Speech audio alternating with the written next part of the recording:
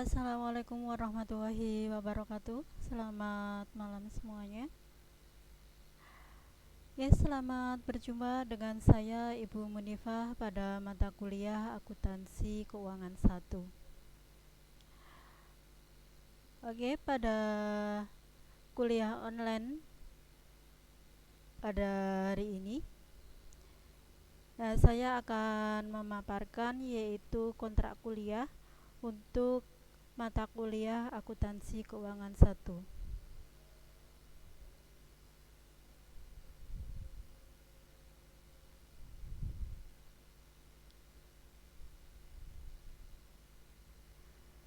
Sebelumnya perkenalkan, nama saya Ibu Munifah. Untuk alamat saya yaitu di Kendal. Untuk email saya yaitu munifah@stekom.ic.id. Kemudian untuk nomor WA saya 0831 28044 269. Nah, nanti jika pada saat ada penugasan ataupun ada masalah yang ingin Anda tanyakan, Anda bisa japri saya di nomor WA saya ini. Ya. Anda bisa panggil saya Bu Mun atau Bu Iva. Untuk studi saya D4 Manajemen Informatika, saya lulusan dari Stekom. Kemudian untuk S2-nya yaitu Sistem Informasi, yaitu lulusan dari UKSW, ya, Universitas Kristen Satya Wacana yang ada di Salatiga. Di Universitas Stekom ini saya mengampu mata kuliah yaitu Akuntansi Keuangan 1, kemudian ada Akuntansi Biaya, dan juga ada Lab Akuntansi Keuangan, yaitu dengan MEOP, UBS, ataupun aplikasi Akurit. Ya, itu sekilas perkenalan dari saya.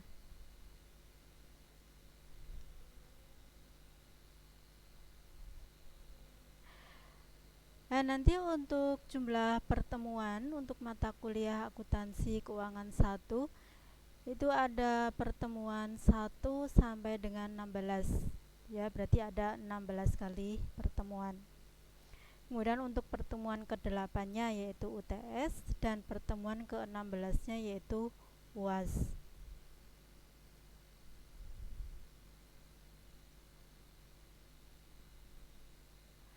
Untuk kriteria penilaian, saya ambil dari hasil jawaban Anda dari ulangan akhir semester dan ulangan tengah semester, yaitu 35%. Nah, jadi pada saat pertemuan ke-8 dan pertemuan ke-16 jangan sampai Anda terlewatkan. Nah, itu adalah nilai yang terbesar untuk kriteria penilaian dari saya. Dan nanti seandainya saja kok pada tanggal tersebut Anda tidak dapat mengikuti atau tidak dapat mengerjakan soal-soal dari saya, Anda bisa minta izin ke saya untuk waktu susulan untuk UAS dan UTS. Ya, kalau UTS itu 2 minggu, kalau yang UAS itu 1 minggu setelah pelaksanaan UAS ataupun UTS. Ya, berarti saya kasih kesempatan untuk menyusul. Nah, seandainya saja kok pada saat tanggal UAS ataupun UTS Anda sakit, ataupun Anda lagi ada acara atau bepergian jauh sehingga tidak memungkinkan Anda mengerjakan soal-soal yang sudah saya upload di Siakat. Kemudian untuk hasil tugas itu 20% dan absensi 10%. Ini juga jangan sampai Anda terlewatkan, jangan sampai Anda tidak absen di Siakat. Kemudian kalau ada tugas-tugas jangan sampai Anda tidak mengerjakan. Nah, karena itu penentuan penilaian Anda. Nah, kemudian seandainya saja kok nilai Anda E, maka Anda harus ngulang untuk mata kuliah akuntansi keuangan 1. Nah, tetapi kalau nilai Anda kok BC atau C atau D, nah itu bisa Anda ikut remedi ya. Cuma mengerjakan soal-soal yang saya berikan.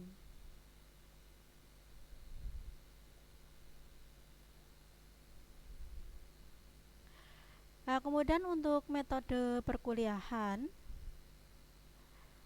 karena sekarang ini masih masa-masanya pandemi, maka untuk perkuliahan kita lakukan secara online. Nah, karena pada mata kuliah akuntansi keuangan 1 itu full online, berarti kita tidak ada interaksi ya. Saya cuma mengeser atau mengupload video di Siakat. Nanti bisa Anda tonton, kemudian bisa Anda absen di Siakat. Berarti kalau Anda absen di Siakat, itu tandanya Anda mengikuti perkuliahan akuntansi keuangan 1. Jangan sampai terlewatkan. Nah, untuk kuliah online ini Anda diwajibkan untuk absen di Siakat ya sebagai bukti kehadiran. Nah, kemudian Anda bisa mendownload materi yang sudah saya share di Siakat.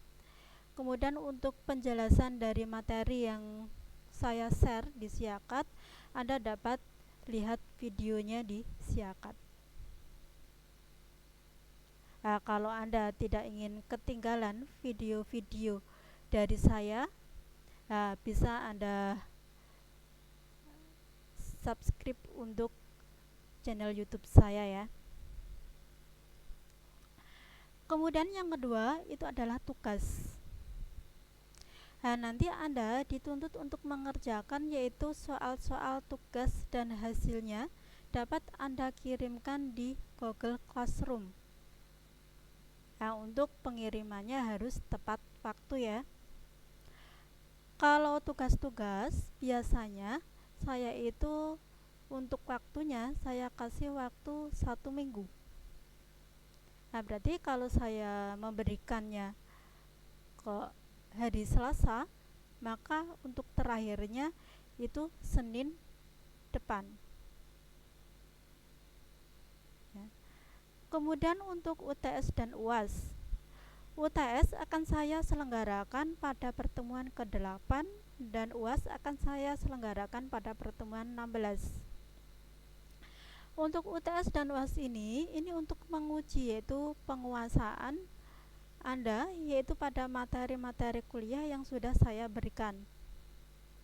Nah, nanti dalam UTS dan UAS ini Anda dituntut untuk mengerjakan soal-soal yang sudah saya berikan yaitu dengan teliti, kemudian dan jujur.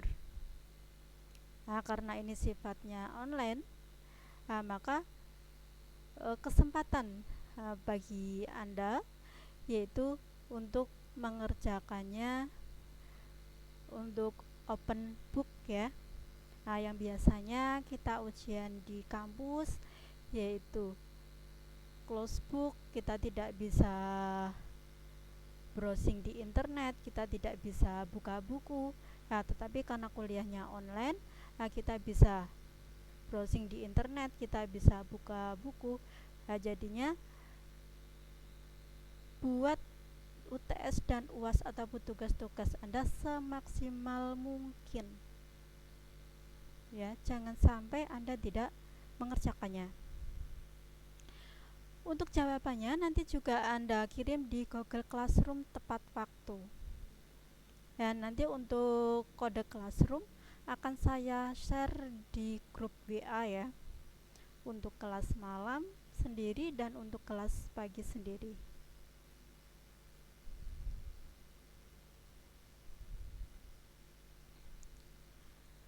Oke, untuk deskripsi mata kuliah akuntansi keuangan 1, yaitu di mata kuliah ini kita akan membahas yaitu mengenai pencatatan kas, ya, entah itu kas dan kas kecil. Kemudian pembuatan laporan rekonsiliasi bank. Kemudian untuk pencatatan piutang, dari piutang dagang sampai dengan piutang wesel. Kemudian pencatatan persediaan, ya. Di dalam pencatatan persediaan ini banyak sekali metode yang bisa kita gunakan.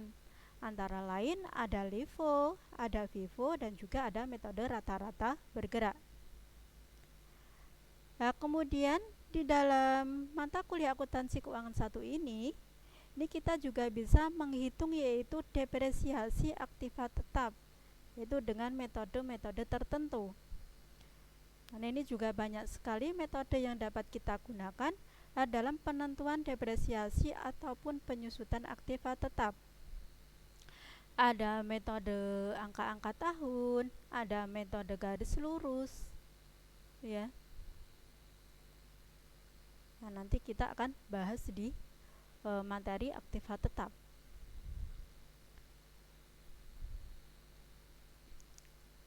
Oke. Pada pertemuan pertama ini saya akan menjelaskan yaitu mengenai apa itu kas dan apa itu kas kecil.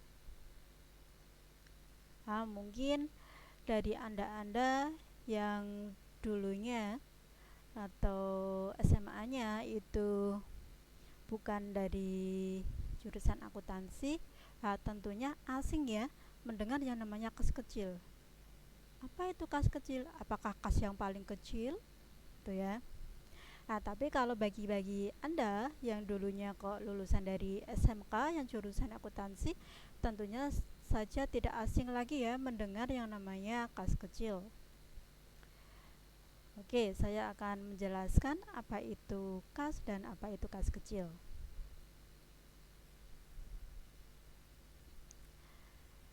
Sebelumnya saya akan jelaskan yaitu mengenai tujuan pembelajaran mengenai kas dan kas kecil. Tujuan yang pertama, ya, Anda mempelajari untuk topik kas dan kas kecil ini supaya Anda itu mampu yaitu untuk memaparkan yaitu mengenai definisi dari kas dan pentingnya adanya pengendalian internal kas. Ya. Kenapa sih di dalam perusahaan, di dalam sebuah organisasi kok harus ada yang namanya pengendalian kas? Kemudian yang kedua yaitu mengikhtisarkan prosedur dasar, yaitu untuk pencapaian pengendalian internal atas penerimaan kas dan pengeluaran kas. Kemudian yang ketiga yaitu untuk mencatat transaksi kas kecil, yaitu dengan menggunakan sistem dana tetap maupun sistem dana berubah. Nah, nanti perbedaannya itu seperti apa kalau kita menggunakan sistem dana tetap dan kita menggunakan sistem dana berubah. Kemudian memaparkan pengertian rekening koran dan penggunaannya dalam pengendalian kas. Ya, ini hubungannya dengan pembuatan laporan rekonsiliasi bank. Ya, yaitu untuk menyeimbangkan yaitu antara laporan kas yang ada di perusahaan dengan kas yang ada di bank. Bagi mereka atau bagi perusahaan yang mempunyai rekening giro bank atau rekening koran bank.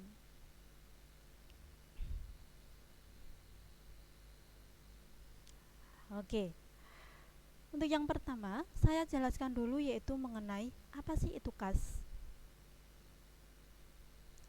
Nah, kas itu merupakan suatu pembayaran yang siap dan bebas dipergunakan. Untuk apa? Yaitu untuk membiayai kegiatan umum perusahaan. Untuk membeli aktiva tetap perusahaan, kemudian untuk membeli bahan-bahan untuk diproduksi di perusahaan, untuk membayar biaya-biaya yang dikeluarkan oleh perusahaan, itu adalah kas.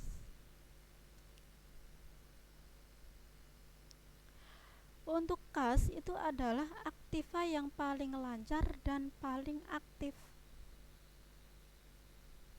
Nah, karena di sini yang namanya kas itu kan tidak ada tanggal jatuh temponya. Dan kemudian kita bisa menggunakan kas itu sewaktu-waktu. Tidak dibatasi kapan kita bisa menggunakan kas.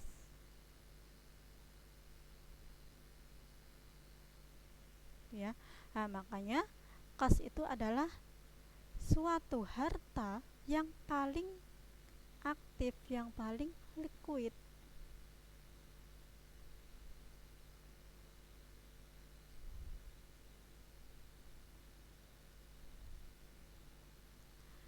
Kemudian untuk komposisi kas, alat setoran ke bank itu disebut kas di tangan. Nah, sedangkan yang disimpan di dalam bank itu namanya kas di bank. Ya. Berarti kalau kita kok membayar lewat bank, kemudian kita menerima uang dari bank, ya. Nah, untuk kas di tangan itu meliputi apa saja? Yaitu ada kas kecil, kemudian ada dana penukaran, kemudian ada wesel bank, dan hal lain yang dapat disamakan dengan uang.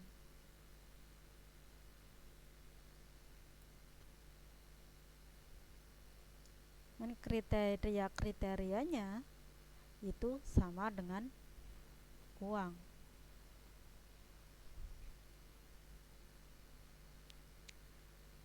Nah, seperti apa? Seperti kertas berharga. Nah, ciri-ciri dari kertas berharga bahwa kertas berharga itu tidak mempunyai tanggal jatuh tempo.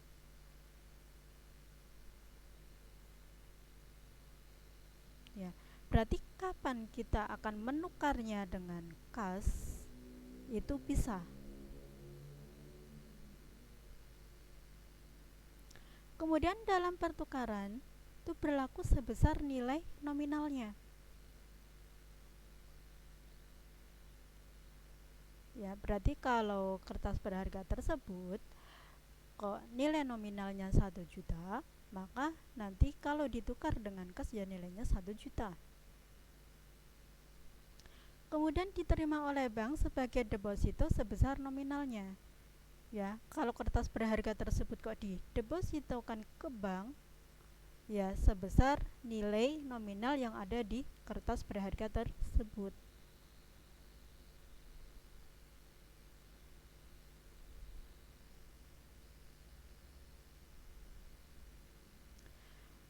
Nah, untuk jenis-jenis kas itu apa saja?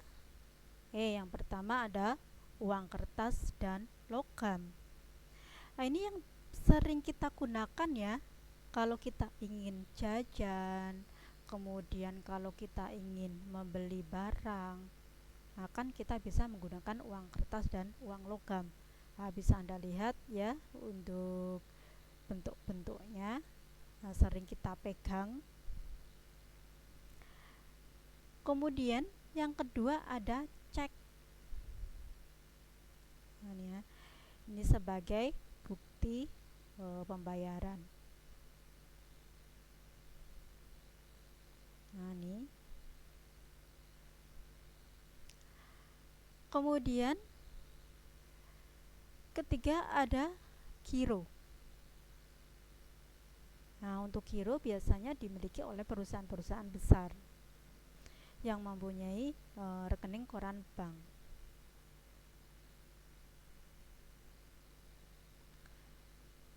Kemudian ada sebuah wesel. Di sini ya. Ini adalah surat kesanggupan untuk membayar. Pakai wesel ya. Kemudian ada uang asing.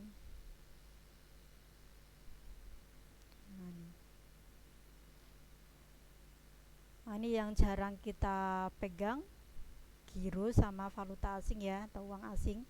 Tapi mungkin bagi anda-anda yang kerjanya di penukaran uang asing, tentunya saja sering ya memegang uang asing ya, apalagi bagi anda-anda yang kerja di luar negeri. Nah, tentunya saja sering sekali memegang uang-uang asing ini. Nah, tapi bagi anda yang tidak pernah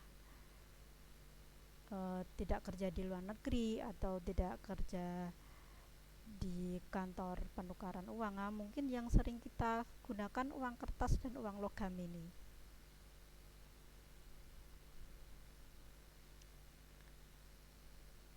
Kemudian yang bukan kas itu apa saja? Nah, yang pertama ada cek mundur, kemudian ada cek kosong ya. Kemudian ada deposito berjangka, ada money order, dan juga ada bank garansi. Nah, karena kelima ini tidak bisa langsung ditukar dengan kas, tuh ya.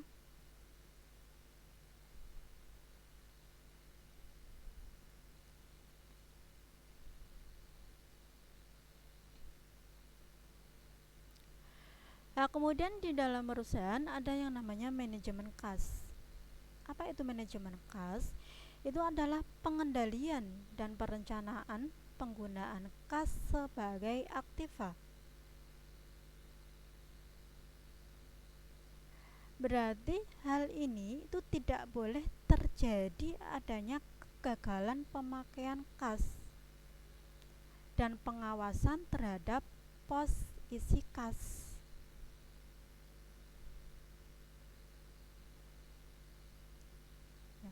Berarti jangan sampai kok ada penggunaan kas secara berlebihan. Kita harus menggunakan kas sesuai dengan yang sudah dianggarkan, yang sudah direncanakan.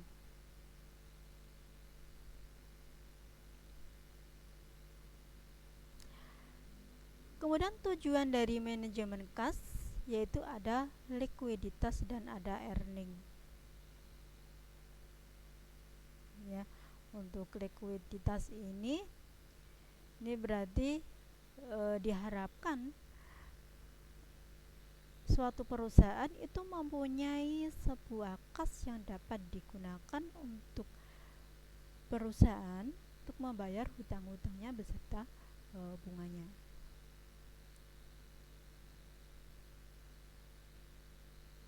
Berarti jangan sampai kok perusahaan kekurangan kas.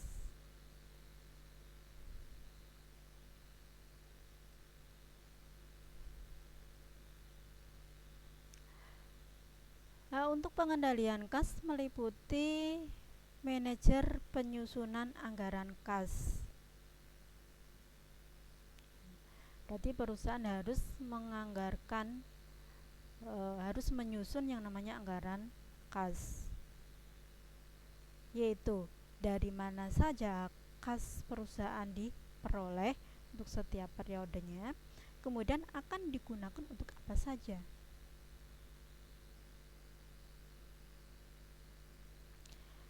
Kemudian membuat daftar kegiatan yang menimbulkan kas ya.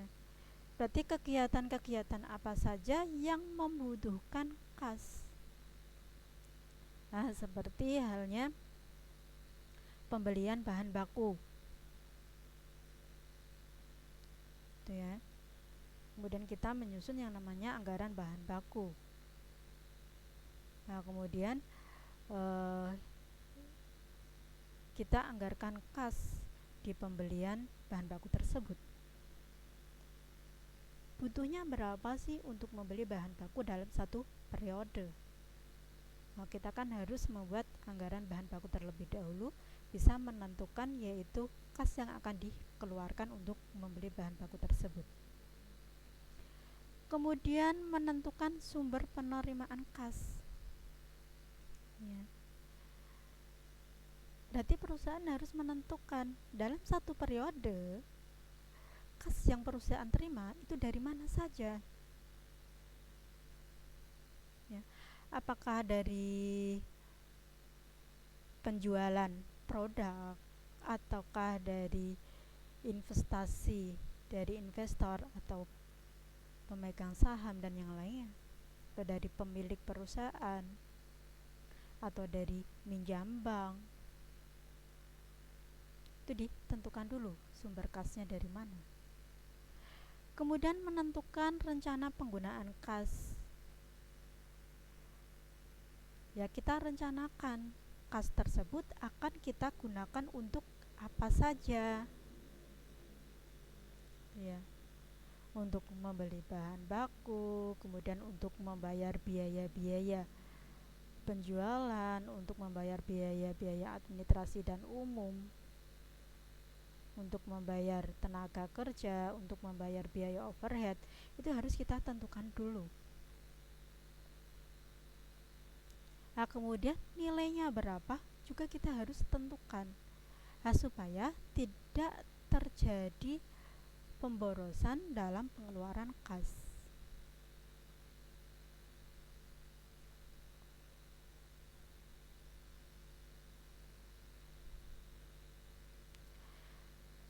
Nah, di dalam sistem pengendalian internal kas yaitu meliputi ketersediaan kas yang cukup ya. Berarti perusahaan harus mempunyai dana yang cukup ya, untuk pengeluaran kegiatan perusahaan tadi. Kemudian hindari kas menganggur. Nah, seandainya ada kelebihan kas di perusahaan ya, semaksimal mungkin kas tersebut digunakan, tapi bukan digunakan untuk pengeluaran biaya-biaya yang tidak terpakai itu ya, bukan itu. Nah, contohnya di sini untuk membeli saham dari perusahaan lain. Nah, nanti kan kita dapat bunga dari investasi tersebut. Kita dapat keuntungan dari investasi tersebut. Seperti itu. Bukannya kas yang menganggur kemudian kita keluarkan untuk biaya-biaya yang lain yang tidak ada manfaatnya bagi perusahaan, bukan itu. Nah, tetapi digunakan untuk membeli saham dari perusahaan lain. Nah, dari pembelian saham tersebut, kalau perusahaan lain itu kok dapat untung, maka perusahaan kita juga akan dapat keuntungan tersebut, laba tersebut, itu ya. Kemudian penyalahgunaan kas. Nah, ini jangan sampai kas tersebut kok digunakan untuk hal-hal yang tidak bermanfaat bagi perusahaan, hal-hal yang tidak penting bagi perusahaan.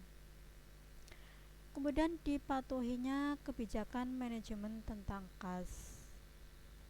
Nah, ini setelah manajer yaitu menentukan peraturan untuk penggunaan kas ya harus dipatuhi. Kemudian adanya pengawasan akuntansi ya, yang berhubungan dengan arus kas, kemudian pengawasan administrasi yang berhubungan dengan kas.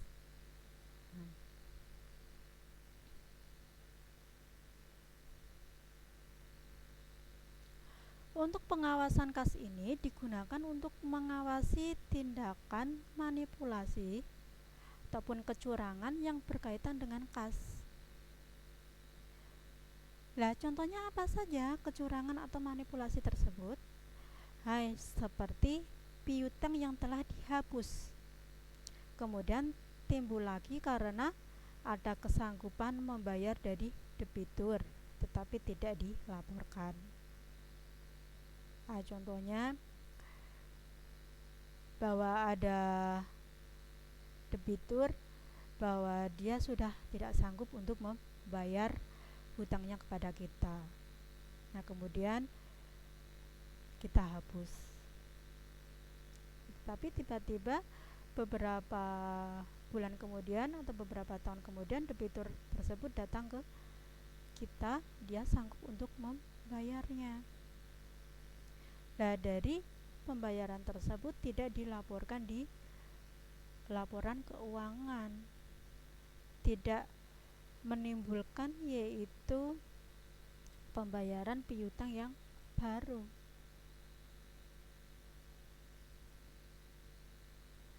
Kemudian piutang-piutang yang tidak dibukukan dan penerimaan kas atas tagihan disembunyikan atau dicuri, ya. Berarti ada piutang yang tidak dicatat di dalam pembukuan piutang. Kemudian ada cek untuk pribadi dicatat sebagai pengeluaran.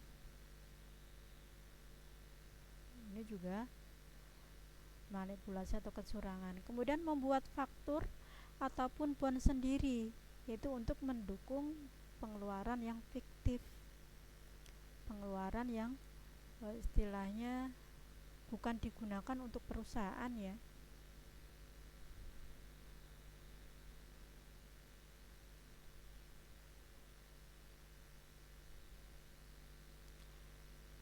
Nah, untuk langkah-langkah dari pengawalan kas, yang pertama yaitu kita tentukan dulu fungsi kas secara jelas, ya, seperti kas itu akan kita gunakan untuk apa saja.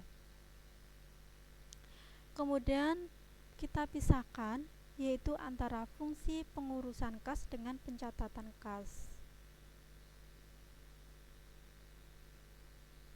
ya, yang mengeluarkan uang dengan yang mencatat uang. Kemudian pengawasan atas fungsi penerimaan, pengurusan, dan pencatatan kas, ya, siapa yang menerima uang dan mencatatnya. Akan kalau yang menerima sama yang mencatat kasnya kok terjadi perbedaan, nah, mesti kan salah satunya ada yang curang, atau mungkin yang nyatat dimanipulasi. Kemudian menetapkan pelaksanaan laporan kas setiap hari. Berarti setiap hari ada laporan kas masuk dan ada laporan kas keluar. Kemudian untuk keperluan rutin dalam jumlah kecil dibentuk yang namanya dana kas kecil.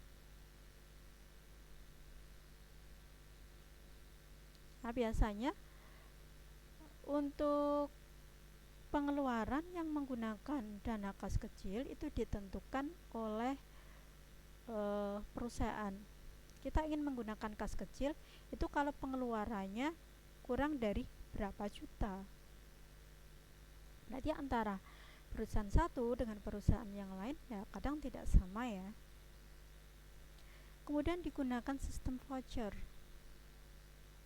Kemudian melakukan pemisahan tugas antara orang-orang yang menulis cek dengan yang mengumpulkan bukti atau dokumen pengeluaran.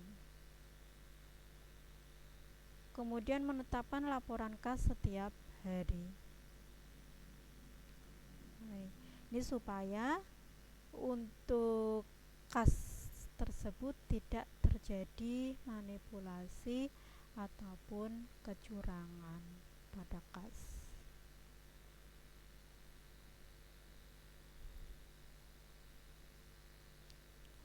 Nah, bisa saja kita terapkan di usaha yang kita miliki, ya.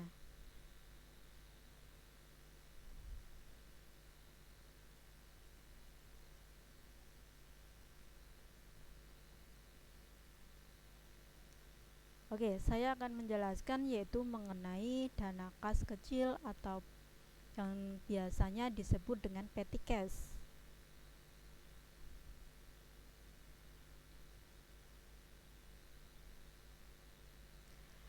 Dana kas kecil atau petty cash fund itu adalah uang kas yang disediakan untuk membayar pengeluaran-pengeluaran yang jumlahnya relatif kecil dan tidak ekonomis bila dibayar dengan cek.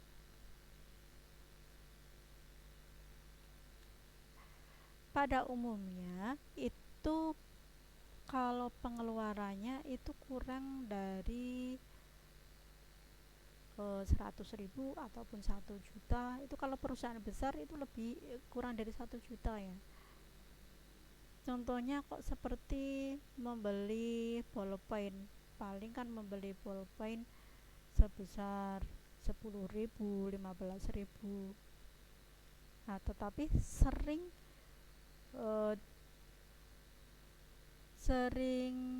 digunakannya transaksinya sering transaksi seperti itu. Contohnya seperti membeli perangkau. Ya, contohnya setiap hari perusahaan membeli perangko, tapi tiap harinya kok membelinya cuma perangko yang 6.000 sebanyak 3. Kemudian nanti hari lagi perangko yang harganya 6.000 cuma beli 2. Itu kan kalau kita menggunakan cek, kita menggunakan kas besar, itu kan tidak ekonomis ya. Berarti dana kas kecil ini digunakan oleh perusahaan untuk membayar pengeluaran-pengeluaran kecil dan sering dilakukan. Itu ya. Nah, terdapat 2 metode yang bisa kita gunakan, yaitu di dalam pencatatan kas kecil. Ada sistem impres dan ada fluktuasi. Oke, saya akan jelaskan satu persatu yaitu mengenai metode tersebut.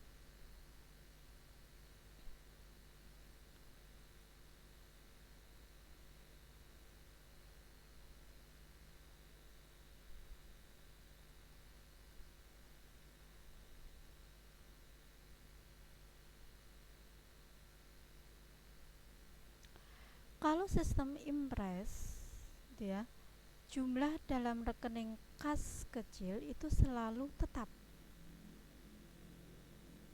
yaitu sebesar cek yang diserahkan kepada kasir kas kecil untuk membentuk dana kas kecil.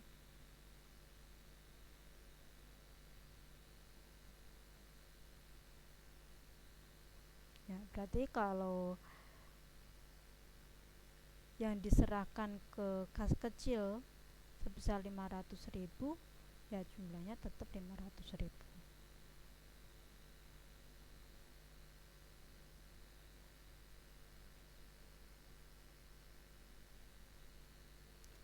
Nah, apabila jumlah kas kecil kok tinggal sedikit dan juga pada akhir periode kasir kas kecil akan minta pengisian kembali kas kecilnya sebesar jumlah yang sudah dibayar dari kas kecil, sehingga jumlah uang dalam kas kecil kembali seperti semula.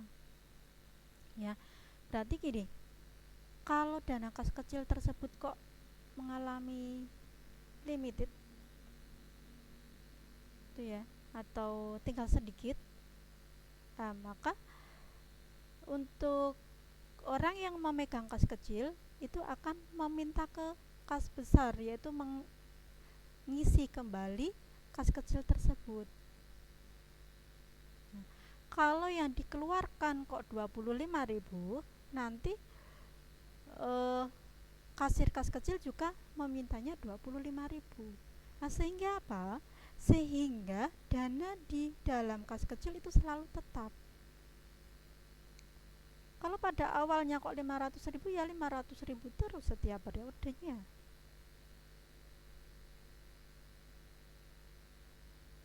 Ya, karena apa? Karena setiap uang tersebut akan habis, ya, maka kasir kas kecil atau orang yang memegang kas kecil itu akan meminta ke kas besar atau kas umum.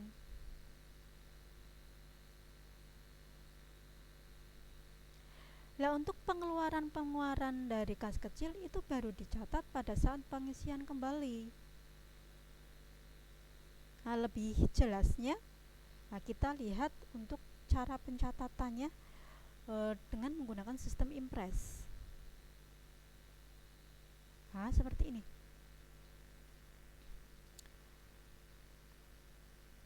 Pada saat pembentukan dana kas kecil, ya, berarti kas umum atau kas besar itu memberikan uang kepada kasir kas kecil. Maka kas kecilnya itu bertambah di debit, kemudian kas besarnya atau kas umumnya di kredit. Kan berkurang. Dia mengeluarkan uang untuk dana kas kecil. Berarti kan dana kas kecilnya bertambah, yang kas umumnya atau kas besarnya berkurang, atau kas di tangannya berkurang. Ya. Kemudian pada saat pemakaian dana, berarti pada saat kas kecil itu mengeluarkan, atau pada saat kas kecil membayar biaya-biaya untuk membeli ballpoint, untuk membeli penghapus, untuk membeli perangko, gitu ya. Kemudian untuk membayar iklan, itu tidak di jurnal, tetapi untuk buktinya, bukti pembayarannya itu harus disimpan. Nah, nanti bukti pembayarannya itu akan dilaporkan ke kas di tangan atau kas besar atau kas umum. Itu ya. Kemudian pada saat pengisian kembali, ya, pada saat kasir kas kecil itu melaporkan ke kas di tangan atau kas besar bahwa dari tanggal 1 sampai tanggal 30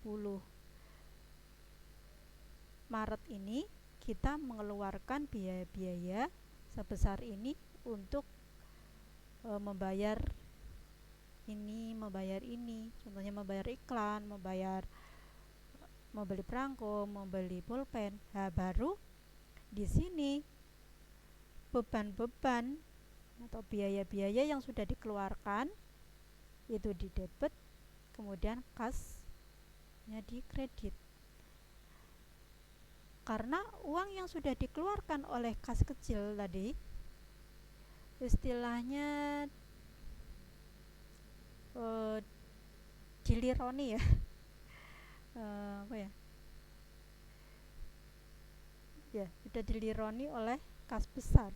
Ya, makanya di sini biaya-biaya pada kas. Berarti kas besar ini mengeluarkan uang kemudian diberikan ke kasir kas kecil,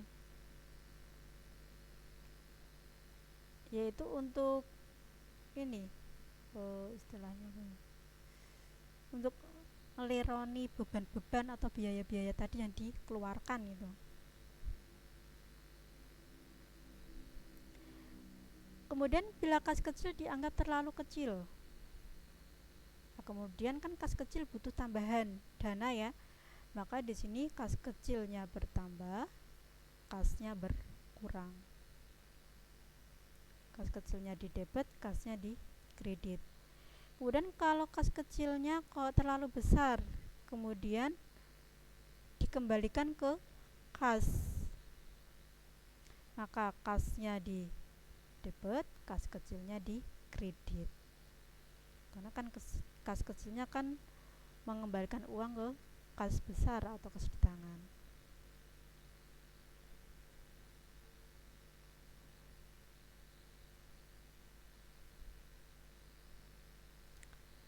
Yang kedua ada sistem fluktuasi. Nah, ini selalu berubah ya, atau tidak tetap. Pada saat pembentukan dana kas kecil itu caranya sama dengan sistem impres. Berarti kas kecilnya dapat dana, kas di tangannya mengeluarkan dana. Nah, perbedaannya pada sistem impres, kalau sistem fluktuasi untuk saldo rekening kas kecil itu tidak tetap. Tetapi berfluktuasi atau selalu berubah sesuai dengan jumlah pengisian kembali dan pengeluaran kas kecil. Berarti kalau diisi kembali ya kas kecilnya bertambah. Kemudian kalau ada pengeluaran seperti tadi membayar perangko, membayar sewa, kemudian membeli bolpen, itu langsung dicatat. Berarti pencatatannya itu langsung dilakukan setiap terjadinya pengeluaran dari dana kas kecil. Ya, berarti kalau kas kecil kok mau bayar biaya-biaya tadi ya langsung dicatat. Kalau yang sistem impres kan tidak. Kalau sistem impres kan tidak di jurnal ya. Kalau dana kas kecil itu mengeluarkan untuk membeli perangko atau untuk membeli pulpen dan yang lainnya.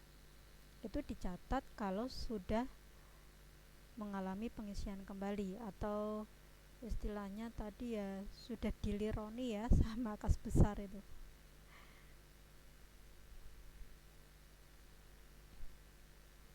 Nah, ini untuk jurnalnya. Ya, pada saat pembentukan dana kas kecil sama dengan sistem impres, kas kecil pada kas. Kemudian pada saat pemakaian dana, lah ini perbedaannya di sini. Pada saat pemakaian dana, kalau sistem fluktuasi itu dicatat, yaitu beban-beban pada kas kecil. Kemudian pada saat pengisian kembali, kas kecil pada kas. Ya. Berarti pada saat uang yang sudah dikeluarkan oleh kas kecil itu dilironi oleh kas. Nah, ini. Kemudian bila kas kecil kok dianggap terlalu kecil, kemudian ditambah ya. Maka jurnalnya kas kecil pada kas. Kalau kas kecil kok dianggap terlalu besar, kemudian uangnya dikembalikan ke kas. Maka jurnalnya kas pada kas kecil. Kemudian kalau kas kecilnya kok mendapatkan uang dari kas ya kas kecilnya di debit. Tapi kalau kas kecilnya kok mengeluarkan untuk membayar biaya-biaya dan yang lainnya, maka kas kecilnya di kredit itu ya.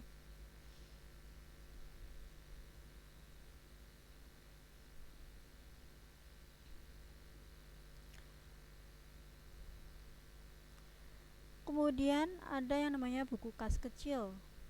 Ini adalah buku yang dipergunakan untuk mencatat kejadian harian sebelum dicatat dalam jurnal kas kecil. Di sini ada beberapa kolom. Yang pertama ada kolom tanggal, ini berisi tanggal transaksi. Kemudian ada kolom keterangan, berisi keterangan tentang transaksi. Atau berisi rekening ya atau akunnya. Kemudian ada kolom penerimaan, yaitu berisi nilai nominal kas yang diterima oleh kasir kas kecil. Kemudian ada kolom pengeluaran, yaitu berisi nilai nominal uang yang dikeluarkan oleh kasir kas kecil. Kemudian ada rekeningnya di debit, berisi contohnya ada biaya sewa, ada perlengkapan, ada biaya telepon. Masih banyak lagi ya biaya-biayanya, kalau kita tulis semua banyak sekali. Kemudian di sini ada serba-serbi, ada kolom perkiraan dan kolom jumlah. Ini berisi rekening-rekening yang tidak dicantumkan di sini. Contoh, kita membeli perangko. Di sini kan tidak ada perangko ya. Di sini kan adanya sewa, perlengkapan sama telepon. Maka nanti kita bisa masukkan ke serba-serbi. perkiraan itu untuk nomor perkiraannya atau nama perkiraannya, jumlah adalah nilai nominalnya ya. Contoh di sini kok tidak ada iklan, biaya iklan. Nah, nanti bisa dimasukkan ke serba-serbi. Perkiraannya iklan, kemudian jumlahnya berapa. Itu ya.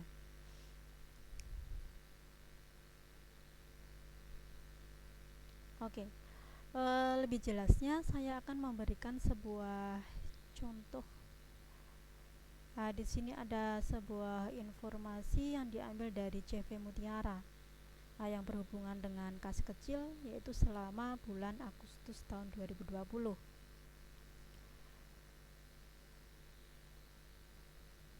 Tanggal 1 itu diserahkan kepada pemegang kas kecil uang tunai 100.000 itu untuk pembentukan dana kas kecil. Kemudian tanggal 2 kas kecil membayar, berarti kan mengeluarkan ya, ada biaya iklan sama biaya perjalanan. Tanggal 12 nya sama, kas kecil membayar, ada biaya telegram, ongkos angkut pembelian, biaya perangko. Kemudian tanggal 20 pengisian kembali dana kas kecil sebesar biaya yang dikeluarkan. Nah, tinggal biaya yang dikeluarkan tanggal 2 dan tanggal 12 itu berapa. Kemudian penambahan kembali dana kas kecil karena dianggap terlalu kecil ya, maka ditambah 15.000. Ya, bisa Anda lihat ya, di sini kan pengeluarannya sangat kecil-kecil sekali ya. Kan tidak mungkin menggunakan 5.000 menggunakan cek, 15.000 menggunakan cek. Nah, itu ya. Makanya di sini dibentuk yang namanya dana kas kecil.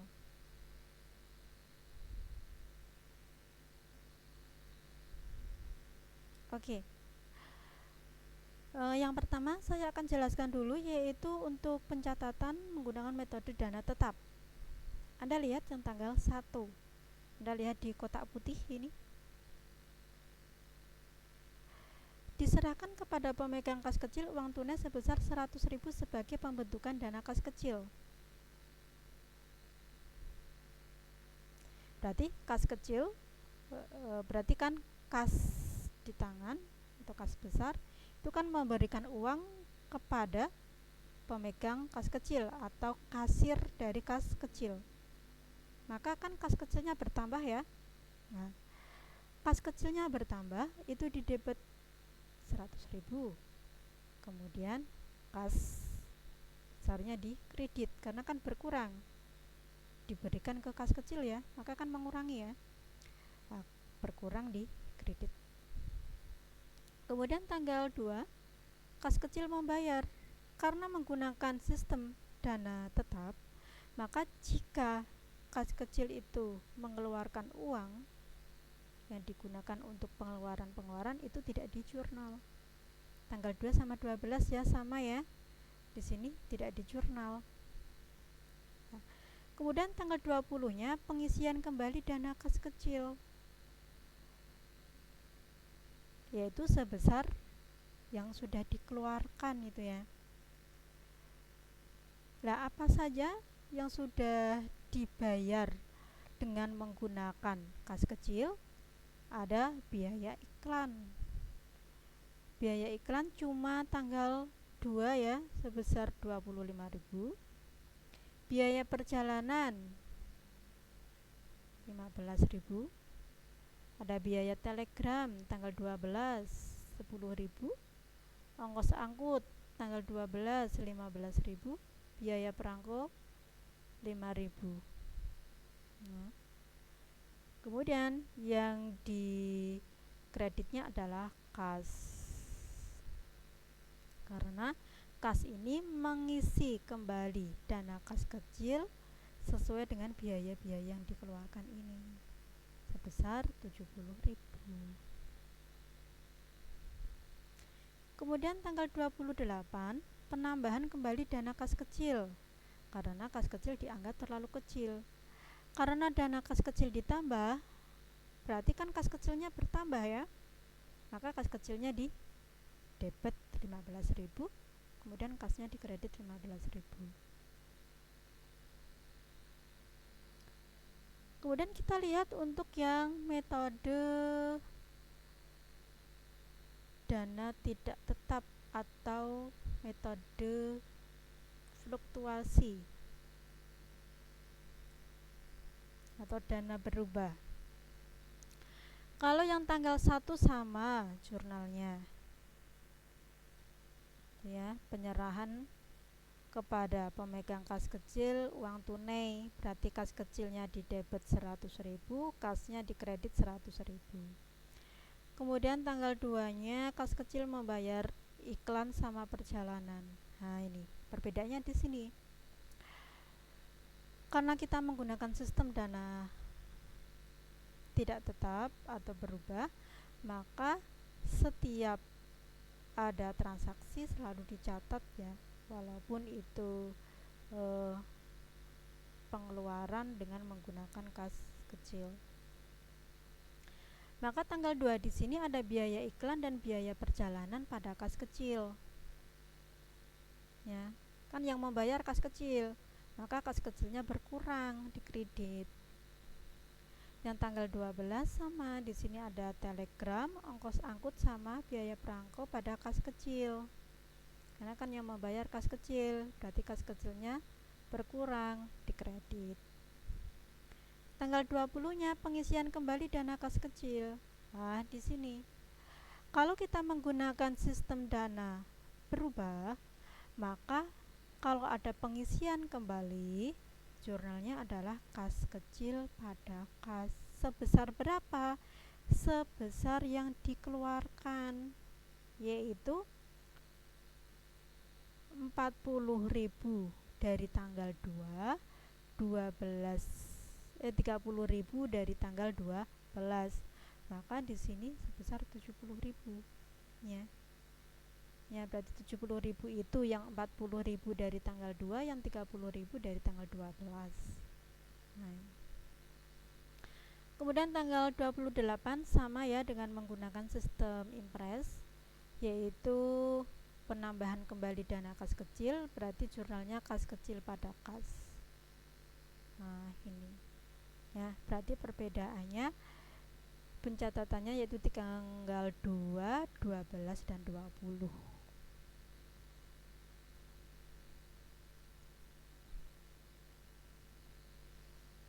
Oke. Kemudian untuk pembuatan buku kas kecil, yaitu terdiri dari nama perusahaannya, di sini ada CV Mutiara Jaya, nama bukunya yaitu buku kas kecil, periodenya 31 Agustus. Nah, kemudian yang tanggal 1 tadi di transaksi yaitu ada pembentukan dana, itu ya, berarti kas kecil menerima uang dari kas. Maka di sini tanggal 1 keterangannya yaitu pembentukan dana. Masuknya kemana? Ke kolom penerimaan. Karena kas kecil kan menerima uang dari kas, maka masuknya ke kolom penerimaan. Kemudian yang tanggal 2, tadi kan kas kecil mau bayar iklan sama biaya perjalanan. Maka di sini keterangannya biaya iklan dan biaya perjalanan masuknya ke kolom pengeluaran. Kan membayar ya, membayar berarti kan mengeluarkan. Kemudian 40.000, 25.000 dari biaya iklan, yang 15.000 dari biaya perjalanan. Berarti untuk perkiraan yang di debit ini sesuai dengan transaksi miliknya perusahaan ya. Nah, karena di CV Mutiara Jaya kan ada iklan sama perjalanan, maka di sini saya buat kolom iklan sama kolom biaya perjalanan. Ini 25.000 dari biaya iklan, 15.000 dari biaya perjalanan. Kemudian yang tanggal 12 itu kan membayar untuk biaya telegram, ongkos angkut sama biaya perangko. Nah, di sini saya masukkan telegram, ongkos angkut, biaya perangko. Nah, karena membayar, maka masuknya ke kolom pengeluaran 30.000. Nah, 30.000 itu 10.000 dari biaya telegram, kemudian 15.000 dari ongkos angkut, yang 5.000 dari biaya perangko. Karena ongkos angkut dan biaya perangko kan tidak ada di ketiga kolom ini, maka saya masukkan di kolom serba-serbi. Akunya ongkos angkut sama biaya perangko. Jumlahnya yang ongkos angkut 15.000, yang biaya perangko 5.000. Kemudian tanggal 20 itu kan pengisian kembali ya, pengisian kembali sebesar yaitu dana yang sudah dikeluarkan oleh kas kecil. Nah, ini keterangannya pengisian kembali masuknya ke penerimaan. Nah, karena uang yang sudah dikeluarkan oleh kas kecil tanggal 2 sama tanggal 12 itu sudah ditukar atau sudah dilironi oleh kas itu ya. 70.000 ya, dari tanggal 2 40.000, kemudian tanggal 12 30.000. Kemudian tanggal 28 tadi kan kas kecilnya terlalu kecil, kemudian ditambah gitu ya. Keterangannya itu ada penambahan dana yaitu di kolom penerimaan sebesar 15.000 ya.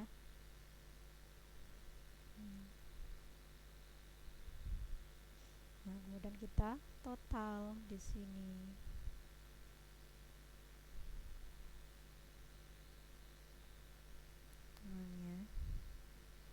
Penerimaannya 185.000, pengeluarannya 70.000.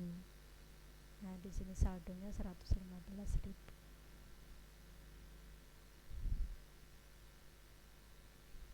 Tadi kan 100.000 pertama. Nah, ini penerimaannya 100.000 ya. Kemudian karena terlalu kecil ada tambahan dana 15.000. Nah, maka di sini saldonya 115.000 ya. Yang tadinya 100.000 dikeluarkan 70.000, kemudian kan diisi kembali itu. Istilahnya apa yang sudah dikeluarkan dilironi. Nah, kan masih sama ya 100.000, kemudian ada tambahan 15. Maka saldonya 115.000.